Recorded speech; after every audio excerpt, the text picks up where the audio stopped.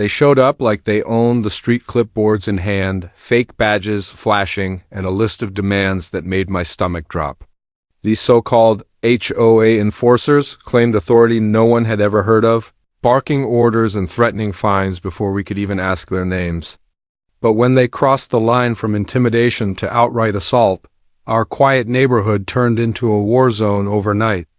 Who were these people, and how far would they go to keep us silent? For years, the Martinez family thought they'd found their forever home. The little brick house at the end of Willow Creek Lane wasn't just a property, it was their dream. A quiet cul-de-sac, neighbors who waved from freshly cut lawns, and weekend block parties where kids raced bikes until the streetlights came on.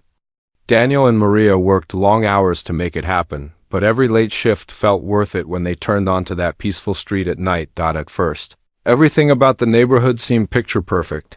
New paint on every porch, neatly trimmed hedges and mailboxes that looked like they'd been arranged with a ruler. It felt safe, almost comforting, until small details started to stand out. A clipboard tucked under a stranger's arm. Notes taped to doors in the dead of night. Cars slowing just a little too long in front of certain houses. Daniel brushed it off as overactive imagination. Every neighborhood has a nosy neighbor, he told Maria with a grin. They focused on their garden, turning the backyard into a little sanctuary with tomato vines and string lights. But the signs kept coming. A friendly reminder about their driveway gravel, an unsigned letter about maintaining visual harmony, a stranger knocking to measure the fence without explaining why. Still, the Martinezes tried to stay positive. They waved at passers-by, shared cookies at the next block gathering, and told themselves the odd behavior was just part of living in a tightly managed community. Yet behind the smiles and polite hellos, there was a pattern they couldn't ignore. Someone, or maybe several someones, was watching. One cool autumn evening, Maria found a new note tucked under their welcome mat. This one was different. No cheerful greeting, no helpful tip, just a single sentence typed in bold letters. Compliance is not optional. The words sent a chill through her. Compliance with what? They weren't even part of a formal homeowners association, or so they'd been told. Daniel reread the note, jaw tightening as he scanned the empty street. The once friendly neighborhood suddenly felt like a stage set, the warm glow of porch lights masking something colder underneath. Something was coming for their peaceful life on Willow Creek Lane. The only question was, how far would their neighbors go? Daniel and Maria woke the next morning to a faint rustling outside their front door. When they opened it, another envelope lay on the welcome mat, this time sealed in thick plastic, as if to survive a storm. Inside was a printed notice of violation, accusing them of non-compliant landscaping. The offense? A single tomato vine creeping 2 inches beyond the property line. The letter demanded immediate correction or a $250 fine. At first, they laughed. It had to be a prank. But when Daniel called the number listed at the bottom, a clipped voice answered, Neighborhood Standards Committee. Fines increased daily if not addressed. Then the line went dead. That evening, 2 men in matching navy polos appeared at the edge of their driveway. They didn't introduce themselves. Instead, one raised a clipboard and began snapping photos of the yard while the other jotted notes. When Daniel stepped outside, they simply said, documenting compliance, and walked away without another word. The next day, a bright orange sticker was slapped across their mailbox. Second notice non-compliance. The supposed infraction? Their garden lights were unauthorized fixtures. Maria peeled the sticker off with trembling fingers. We don't even have an HOA, she whispered. But the letters kept coming, each one more threatening than the last. Neighbors began to notice. Some offered sympathetic smiles but avoided conversation as if afraid to be seen taking sides. Others started trimming hedges and repainting shutters in frantic, unnecessary bursts of activity. One elderly couple quietly moved out within a week, leaving a for sale sign that seemed to sprout overnight. Then came the fines. A certified letter demanded $1,500 for cumulative violations, payable within 10 days. Failure to pay, it warned, would result in legal enforcement and property liens. Daniel's stomach turned as he read the line twice. Property liens?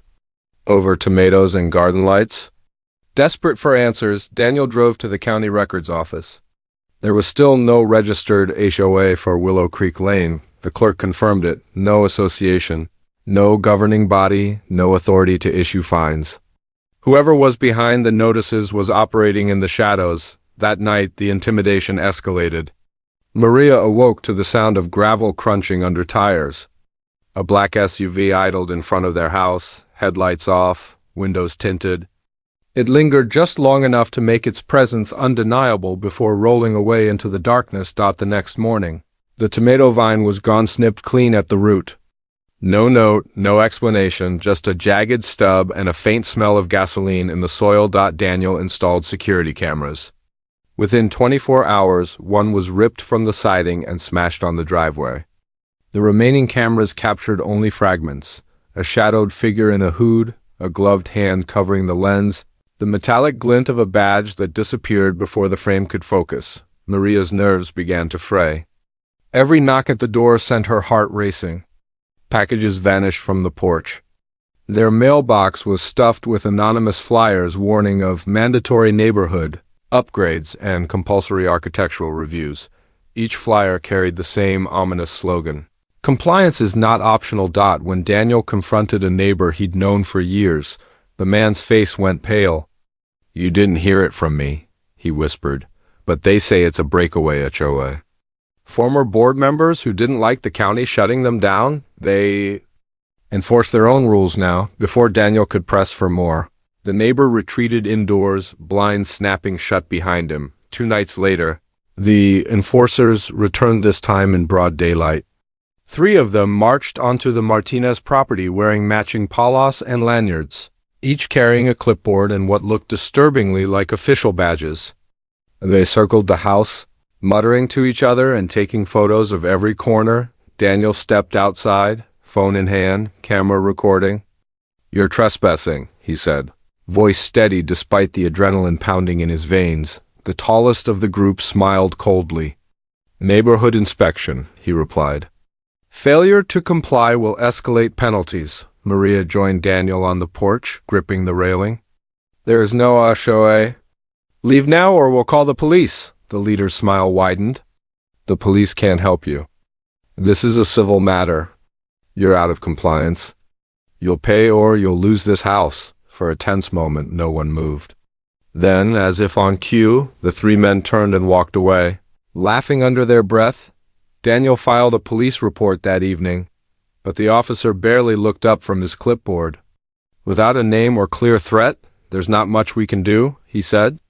"Sounds like a civil dispute." The next morning, an even thicker envelope arrived. "Final warning, property seizure pending." A red stamp bled across the top.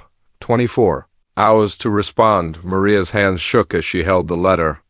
"They can't really take the house, can they?" Daniel didn't answer.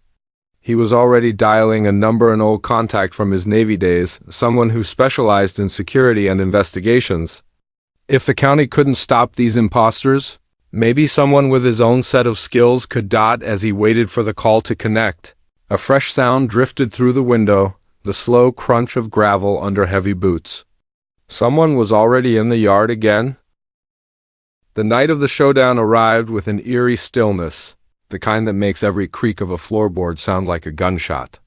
Daniel stood at the edge of his driveway, the glow of the streetlights sharpening the hard set of his jaw. Hidden cameras, upgraded and secured this time, fed a live stream to his phone. His Navy instincts had returned in full, every movement calculated, every angle covered. At exactly 9 p.m., the black SUV rolled into view. Its headlights cut across the cul-de-sac like a predator's gaze. 3 figures stepped out, their navy palas crisp under the flickering street lamp. Clipboards in hand, badges glinting. The same fake enforcers who had turned the Martinez family's dream home into a nightmare. Daniel didn't wait for them to speak. "This ends tonight," he said, his voice steady but carrying the kind of authority that silences a room. The leader, a heavy-set man with a smug half-smile, took a step forward. "Final inspection," he announced, waving a folded document like a weapon. "Failure to comply will result in property seizure." You've been warned, Maria emerged from the house, phone recording. Live streaming to a private group of neighbors Daniel had quietly organized. One by one, porch lights flicked on up and down the street. Doors opened. Faces appeared, neighbors who had hidden for weeks now stepping into the open. The leader hesitated, eyes flicking to the growing crowd. "This is a private matter," he barked, his voice rising. "No," Daniel said, stepping closer. "This is harassment. And it's over." With a sharp motion, he held up a thick envelope of his own. "County Court Injunction. Signed this morning. You set foot on this property again, you're trespassing and you're going to jail." The man's smugness faltered. "That injunction is meaningless," he snapped. But his voice cracked on the last word. Behind him, one of his partners shifted uneasily. The other lowered his clipboard. Across the street, a neighbor raised a cell phone high, camera light blinking like a warning flare. More neighbors followed, phones aimed. Every second streaming live. Daniel took another step, closing the distance until he stood inches from the leader. "You've terrorized this neighborhood long enough," he said, his voice a low growl. "It ends now." For a heartbeat, no one moved. The street was silent except for the hum of live streaming phones and the faint hiss of the SUV's engine. Then, the leader made his mistake. He reached into his pocket and flashed the fake badge that had fooled so many before. But this time, Daniel was ready. "That's not a county badge," Daniel said loudly, his voice carrying across the street. "That's a misdemeanor impersonation charge, and it's all on camera, as if on cue." The wail of sirens cut through the night. Red and blue lights bathed the street as two sheriff's cruisers screeched to a halt. Deputies jumped out, hands resting on holsters. The leader froze, eyes wide. "This is a misunderstanding. Hands where we can see them." A deputy barked. Neighbors erupted into shouts, weeks of fear and frustration breaking into cheers and angry accusations. The so-called enforcers were ordered to the ground, their clipboards scattered across the pavement. One deputy picked up the fake badge and held it to the cruiser's spotlight. "Counterfeit," he said flatly. Maria gripped Daniel's arm, relief flooding her face as deputies cuffed the men one by one. For the first time in weeks, the street felt alive again, no longer a stage for intimidation, but a community united. As the leader was led toward the waiting cruiser, he locked eyes with Daniel. "This isn't over," he hissed. Daniel stepped closer, his voice calm but cutting through the chaos. "Yes," he said. "It is." The door slammed, sealing the man inside. Sirens faded into the night as the cruisers rolled away, leaving behind a cul-de-sac filled with neighbors, no longer silent, no longer afraid. But even as the crowd celebrated, Daniel knew this victory was just the beginning. There were still questions to answer, damages to repair, and a neighborhood to rebuild. Yet for the first time since the first threatening note appeared, he felt something close to peace. The shadow over Willow Creek Lane had finally been dragged into the light, and as Daniel looked around at the neighbors, who had stepped out of the dark to stand with him, he realized the fight had given them more than justice. It had given them back their home. The street was quiet again, but it was a new kind of quiet, no longer heavy with fear, but calm, almost relieved. In the days after the arrests, neighbors who had spent months peeking through curtains began stepping onto their porches again. Children rode bikes without nervous parents calling them back every 5 minutes. For the first time since the Martinezes moved in, Willow Creek Lane felt like the neighborhood they'd imagined when they signed the mortgage papers. Daniel and Maria woke the morning after the confrontation to find their yard untouched. No envelopes, no stickers, no mysterious SUVs idling in the dark. Instead, a small cluster of neighbors waited near the driveway, each holding coffee cups and wearing cautious smiles. One by one, they approached with quiet apologies. "I should have said something sooner," whispered Mrs. Ellis from across the street. "They came to my door too. I was just scared." Others admitted receiving similar letters and threats, phony fines for trivial violations, warnings of mandatory fees, even late-night visits from the same group of imposters. Some had paid hundreds of dollars out of fear, believing they'd lose their homes. Daniel listened carefully, reassuring each neighbor that the nightmare was finally over. By noon, the sheriff's office confirmed the arrests. The so-called Neighborhood Standards Committee was nothing more than a trio of disgruntled former HOA board members from a dissolved association 2 miles away. After the county revoked their charter for mismanagement, they created a fake enforcement group targeting new homeowners in nearby subdivisions. Using forged documents and counterfeit badges, they extorted money while pretending to hold legal authority. Thanks to the live-streamed confrontation, the evidence was overwhelming. Video of the fake badge, the threats, and the attempted property seizure spread across social media within hours. Local news stations ran the footage on repeat, dubbing the group the Phantom HOA. The story went viral, sparking debates about HOA overreach, neighborhood bullying, and the ease of impersonating officials. The arrest triggered a wave of legal action. Prosecutors filed charges for impersonation of a public officer, extortion, trespassing, and fraud. Civil suits followed as victims sought damages for stolen money, property destruction, and emotional distress. Within weeks, the men faced potential prison sentences and massive restitution fines. For Daniel and Maria, the legal process brought both relief and exhaustion. Court hearings, witness statements, and interviews became a daily routine. Yet each step brought a sense of closure. When the judge finally issued a permanent restraining order and ruled that all stolen funds be returned, Maria wept not just for herself but for every neighbor who had lived in fear. But justice was only part of the story. The confrontation had transformed Willow Creek Lane itself. The neighbors who once kept to themselves began forming real connections. Families organized evening walks, weekend cookouts, and a neighborhood watch, this time entirely voluntary, focused on safety and friendship rather than petty control. The same street that once felt like a stage for intimidation now pulsed with a quiet solidarity. Daniel, once a quiet homeowner content to keep to himself, found neighbors looking to him for guidance. He and Maria hosted a community meeting in their backyard, string lights glowing over tables of homemade food. They discussed new routines to keep everyone safe, shared phone trees, camera networks, and a promise to speak up if something felt wrong. What struck Daniel most was how fear had kept everyone silent for so long. They counted on us staying quiet, he told the group. They wanted us to believe we were alone. But we're not. We're stronger together than they ever were. The crowd nodded, some wiping away tears. Months of pent-up anxiety seemed to melt into the night air. Maria took a different kind of satisfaction in small victories. She replanted the tomato vine, tucking new seedlings into the soil where the old one had been destroyed. Neighbors dropped off bags of soil, packets of seeds, even garden decorations, a quiet but powerful statement that they refused to be intimidated again. When the first tiny green shoots emerged weeks later, they felt like more than plants. They were proof of resilience. Reporters occasionally returned to the street for updates.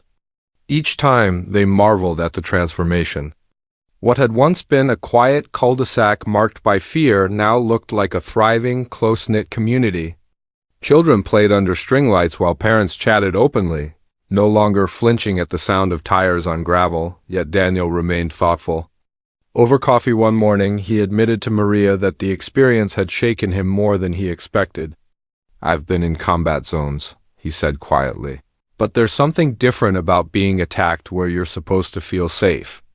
Home is supposed to be untouchable." Maria squeezed his hand. "That's why we fought," she said. "Not just for us, but so nobody else has to feel this way." Their fight carried lessons beyond Willow Creek Lane. Local officials used the case to push for clearer regulations and better public awareness about fake HOAs. County leaders held public forums to educate homeowners about their rights, emphasizing that no group can levy fines or seize property without proper registration and legal authority.